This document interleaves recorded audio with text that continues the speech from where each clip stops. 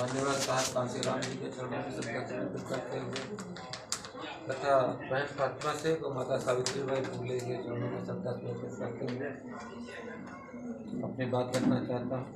सभी सम्मानित साथी, अभी हमसे पहले काफ़ी वक्ताओं ने अपने विचार रखे आपके बीच में। जो भी उनके विचार थे, जो भी उनकी भावनाएं थी, आपके सम्मुख उन्होंने रखा। एक साथी ने पूछा था सुनील जी से, जब संचालन कर रहे शुरुआत में, कि आज का एजेंडा क्या है। तो उन्होंने बोला था कि हमारा आपसी भाईचारा कैसे पैदा हो, कैसे बढ़े, हमारा आज का एजेंडा ये है।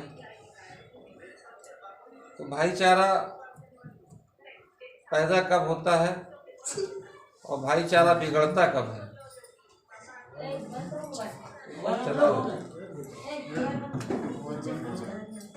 भाईचारा पैदा आपसी समझ से होता है और भाईचारा बिगड़ता तब है जब हमारी आपसी समझ नहीं बन पाती है। और आपसी समझ बनने और बिगड़ने के पीछे कहीं ना कहीं हमारी शिक्षा महत्व रखती है। और जब शिक्षा का उल्लेख होता है तो जो आप ये बैनर देख रहे हैं जिसमें दो चित्र बने हुए हैं, बहन फातिमा शेख का, माता सावित्रीबाई फूले का, जिन्होंने शिक्षा की अलग जगाई। जैसा कि काफ़ी वक्ताओं ने बताया आपके बीच में, महिलाओं के लिए उनके जो पति थे ज्योतिबा फूले, उन्होंने साथ मिलकर किस प्रकार से इस अनपढ़ समाज में, शिक्षित माहौल में शिक्षा की अलग जगाने के लिए कार्य किया जितने जीवन पर्यंत। बाबा साहब ने भी उनको अपना आदर्श माना। तो शिक्षा कहीं ना कहीं हमको समझदार बनाती है, हमें एहसास कराती है कि हमारा अपना कौन है, हमारा पराया कौन है। शिक्षा ये सबक देती है कि सही क्या है और गलत क्या है। शिक्षा ये बताती है कि क्या उचित है और क्या अनुचित है। तो शिक्षा का जो महत्व था और शिक्षा की जो अलग जगाने वाली थी, आज उन्हीं के बैनर तले ये मीटिंग संपन्न हो रही है। साथ ही साथ आप देख रहे हैं कि माता सावित्रीबाई फूले के बगल में बहन फातिमा शेख जी का फोटो है। तो ये जो जोड़ी है, आज अगर बहन फातिमा शेख का सहयोग, जैसा कि पूर्व वक्ताओं ने बताया, माता सावित्रीबाई फूले को ना प्राप्त हुआ होता तो शायद उनको ये उपलब्धि, ये मुकाम हासिल ना हुआ होता। आज जो हम माता सावित्रीबाई फूले का नाम ले रहे हैं, उनका बैनर लगा करके, शायद हम इस मुकाम पर उनको ना पाते। तो उससे साथ में एक संदेश मिलता है। जैसा छटको भाई ने भी बोला था कि न केवल सावित्रीबाई फूले को बहन फातिमा शेख ने सहयोग किया, बल्कि बाबा साहब डॉक्टर अम्बेडकर को भी, जब बाबा साहब के लिए सारे संसद के दरवाजे बंद कर दिए गए थे और लोगों ने खुलेआम ओपन चैलेंज किया था कि देखते हैं किस तरह से बाबा साहब संसद में पहुंचते हैं, सारे खिड़की दरवाजे बंद कर दिए जाएं इनके लिए, तब एक मुस्लिम सांसद ने अपनी सीट को छोड़ करके बाबा साहब को अपनी सीट से जितवाने को तब संसद में भेजने का काम किया था। और बाबा साहब ने भी हिंदू कोड बिल लाकर महिलाओं के लिए भारतीय संविधान बना करके समता, स्वतंत्रता, बंधुत्व और न्याय पर आधारित एक संविधान दे करके हमारे लिए एक अमूल्य योगदान किया था। तो दो संदेश होते हैं।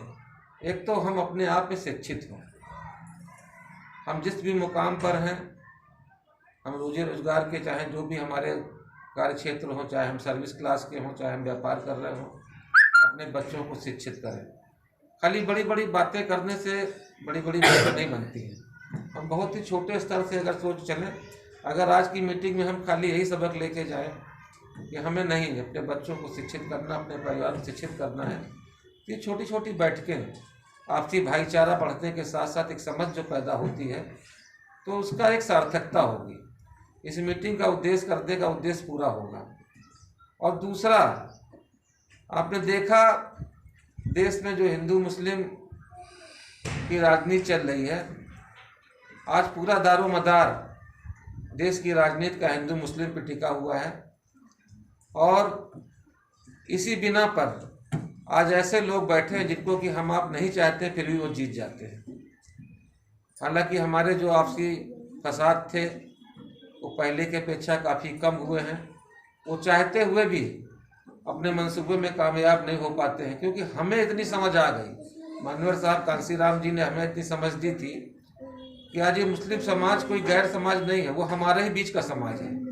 कोई आज तब्दील हो रहा है, कोई 100 साल पहले तब्दील हुआ है हमारे बीच से ही। ज़्यादा कुछ उसका उल्लेख ना करते मैं सिर्फ इतना कहना चाहूँगा, हमें इतनी समझ आ गई तो जो हमारा इस्तेमाल करते थे आज वो हमें इस्तेमाल करने में कामयाब नहीं हो पा रहे हैं। आज इसीलिए दंगे फसाद की काफ़ी कमियां जो आई हैं उसके पीछे कारण मात्र यही है, और कोई कारण नहीं। ऐसा नहीं कि सरकारों के मन में कोई अच्छी भावना आ गई है या वो उन्होंने दंगा फसाद करने से मन नहीं बनाया है। आज वो दूसरा लफ्ज़ जिहाद, तो कहीं कूच, तो कहीं हिजाब, तो कहीं कोई ना कोई ले करके, कहीं बड़े का मीठ है, तो कहीं कुछ ना कुछ मुद्दे बना करके वो तो मारने पीटने पर आमादा रहते ही रहे। कभी मुस्लिम समाज की रीढ़ तोड़ते हैं, उनको व्यापार से बर्बाद करते हैं, कभी सिख समाज को तोड़ते हैं, कभी क्रिश्चियन समाज को तोड़ने का काम करते हैं, दलित समाज को तो तोड़ने का काम एक अरसे से करते चले आ रहे हैं।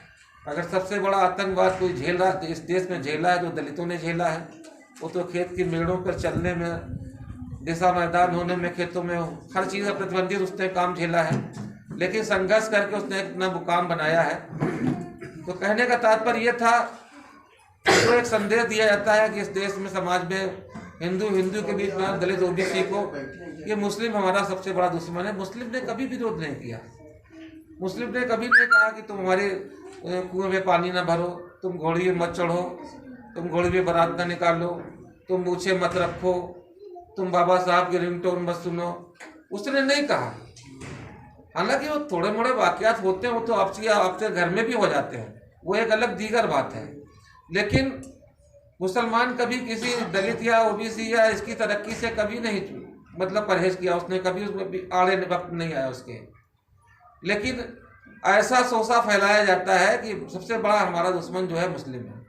लेकिन अगर आज देश में कोई राजनीति सफल हो सकती है तो दलित मुस्लिम की हो सकती है। क्यों हो सकती है? 22% इस देश में दलित है, 22% इस देश में दलित